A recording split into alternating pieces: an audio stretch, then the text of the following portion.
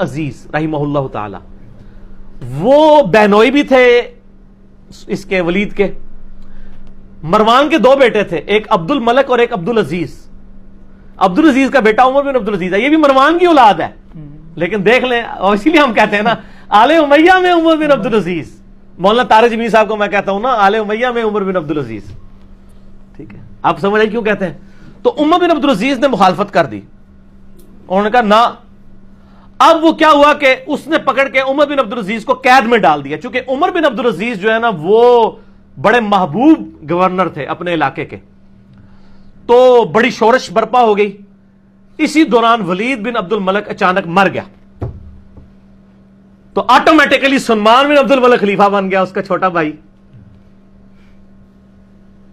اور ان کی بہن تھی فاطمہ، وہ عمر بن عبد العزیز کی بیوی تھی. اس لیے کہتے ہیں فاطمہ سے زیادہ طاقتور عورت کبھی نہیں گزری، کہ جس کا باپ بھی 3 براعظموں کا خلیفہ، جس کے 4 بھائی 3 براعظموں کے خلیفہ، اور جس کا خاوند بھی 3 براعظموں کا خلیفہ.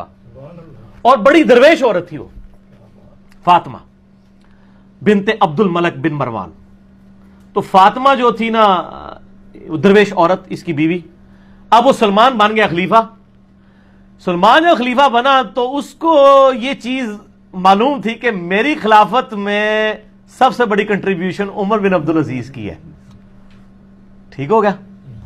یہ اس کے دماغ میں تھا کہ اگر عمر بن عبد العزیز نہ ہوتا تو میرا بھتیجا اس وقت خلیفہ ہوتا، اور مجھے تو اس نے معزول کر دیا تھا میرے بڑے بھائی نے. تو اس لیے وہ ان کو یعنی آگے آگے رکھتا تھا.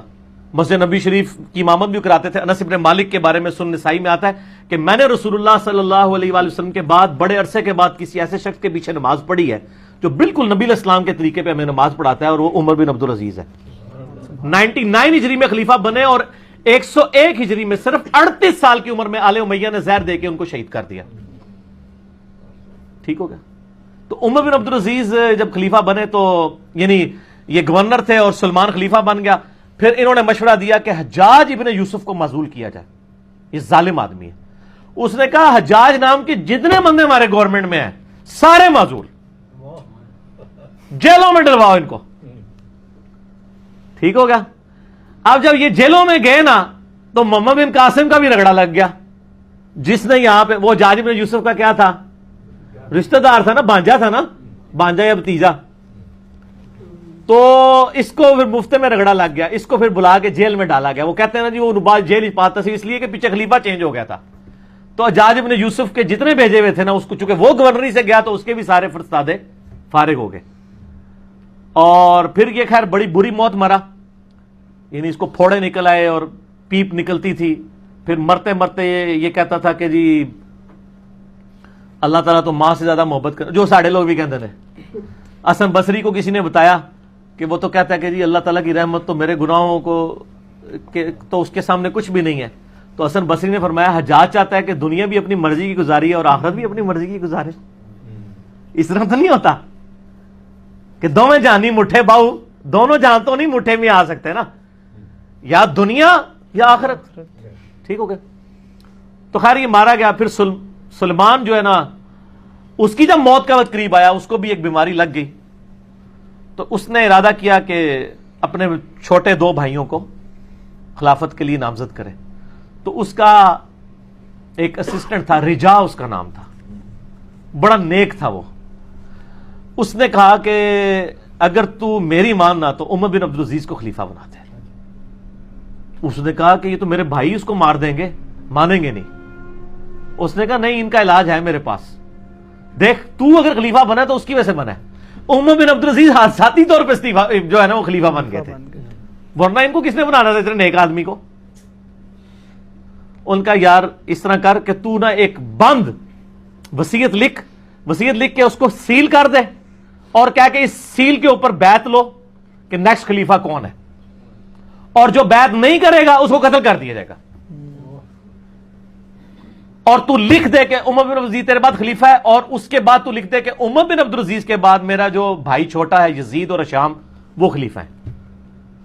تو ان کو بھی امید لگ جائے گی چلو 80 ساٹھی باری بھی آ جائے گی. یہ لکھ کے نا جناب سیل کر دی گئی. اب سیل لے کے جب باہر آئے میدان جنگ میں خیمے سے باہر نکلے اور کہا جی امیر المومنین نے اپنا سکسیسر مقرر کر دیا ہے, اس کے اندر اس کا نام ہے, تو بیعت کرو بند پہ.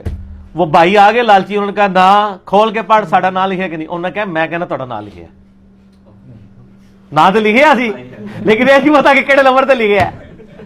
ٹھیک ہو گیا. اور دوسری طرف عمر بن عبد العزیز آگے کہتے ہیں رجا مجھے بتا دے کہیں میرا نام تو نہیں لکھ دیا ورنہ میں جنگلوں میں چلا جاؤں, میں خلافت کا بار نہیں اٹھا سکتا. ٹھیک ہو گیا. یہ آپ اپروچ کا فرق دیکھ لیں. تو رجا کہتا ہے میں نے زندگی میں ایک ہی جھوٹ بولا ہے, نہ اس سے پہلے نہ اس کے بعد, وہ یہ تھا کہ میں نے کہا عمر تیرا نام نہیں ہے بیچ میں, کیونکہ مجھے خطرہ تھا کہ یہ چھوڑ دیں گے اور مسلمان ایسے حکمران سے محروم نہ ہو جائیں. کہتے ہیں جب وصیت کھولی گئی, جب پڑھ کے سنائی گئی عمر بن عبد العزیز, تو عمر بن عبد العزیز جو ہے وہ بے ہوش ہو کے گر پڑے. 2 بندوں کے سہارے, ایک 35 سال کا نوجوان 2 بندوں کے سہارے لا کے ممبر تک لایا گیا.